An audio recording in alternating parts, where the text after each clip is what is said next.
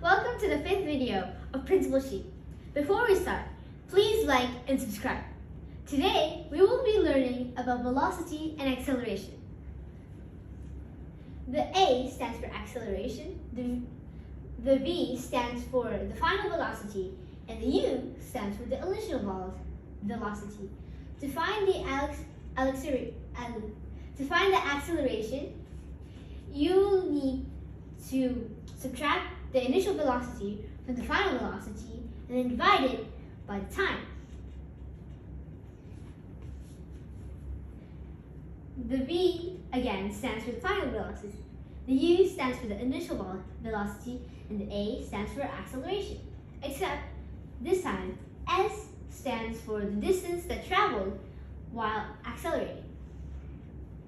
And to find the final velocity squared, you need to square the initial velocity and then add it with 2 times the acceleration times the distance traveled while they were accelerating. So if you were to solve a problem asking you to find the final velocity, if you were using this formula, you would need to square root it in the end to find the answer. This leads me on to my second point. Distance, time, and velocity time graphs.